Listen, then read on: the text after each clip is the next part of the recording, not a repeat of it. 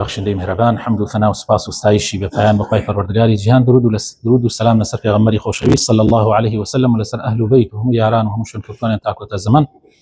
برا عەزیزەکانم، ئیمامی موسلم لە حەدیثی ژمارە 102 بۆمان ئەگەڕێتەوە کەوا ڕۆژێکیان پێغەمبەری ئازیز و خۆشەویست صلی الله عليه وسلم بەناو بازاڕی مەدینەیە تێپەڕێ، لە دوکانێکە ئابینێ هەندێک خورما، يعني كاب دكان خرما فروشية أبين هندي خرماي جوان أبينيت پیغمبری خاص صلى الله عليه وسلم أولي هنا كتماشاك لجيرو خراب بانا كي جوانو جيرك خراب، يعني بانا كي زوقه وجيرك توقه.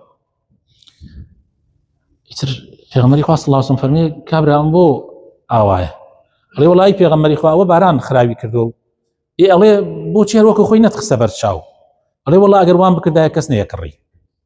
پیغمبری خاص صلى الله عليه وسلم فرموي من غشنا فليس منا، فرمووی هەر کەسێ غەشمان لێ بکە لە ئێمە نییە.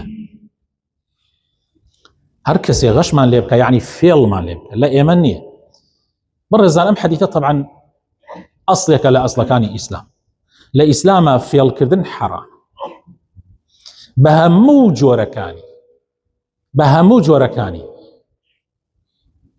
من ئەیڵێم و ئێوە شەکەر شتێکتان کەوتە بیر بیخەنە بیرم، فێڵکردن لە کڕین و فرۆشتنە حرام بە هەموو جۆرەکانی کڕی و فرۆشتن.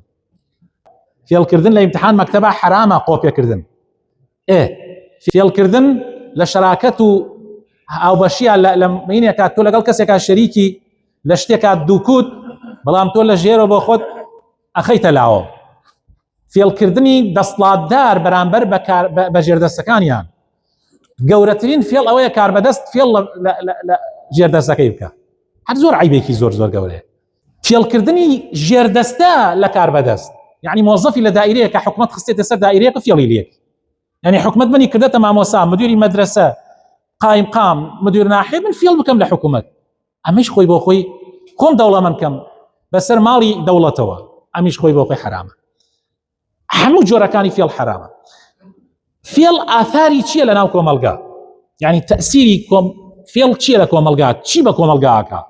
کۆمەلگا ژێر و بانەکات، فەسادی تیا بڵاوەکاتەوە، گەندەڵی تیا بڵاوەکاتەوە، متمانە لە بینی خەڵکان نایەڵێ، متمانە نایەڵێ، سقە نامێنێ ئەڕۆی شتێکە کڕی هەر لە خۆت وای لە گومانەڵێ نەوەک فێڵی تیاێ. ئەی شتێک هەر شتێک ئێستا ئەڕۆیتە مەعرەز، هەر بەس بڵێ ئەڕۆم بۆ مەعرەز بۆ لای وای پیاتوە ئەوە نە خەڵکی خراپ لەوێ ناتوانانی بڕۆی ئیلا ئەبێ بە یەکێک بسڵمانێکی ئیماندارت لەگەڵا بێ کە لەوێ ئیشکا و نەیە لێ فێڵت لێ بکرێت.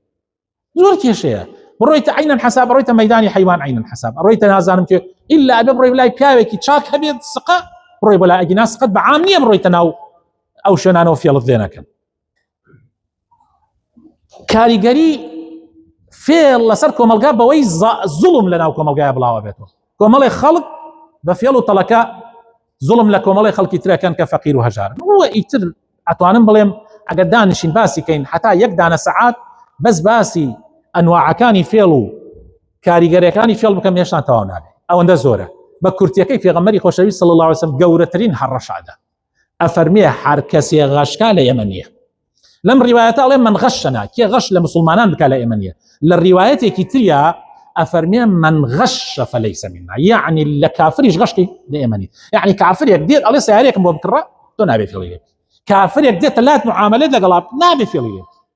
من غەش فەلەیسە منا، کێ غەش لە هەر کەسێک بکا لە ئێمە نییە. کەوا بۆ فێڵ و تەڵەکە بە هیچ شێوەیەک دروست نییە.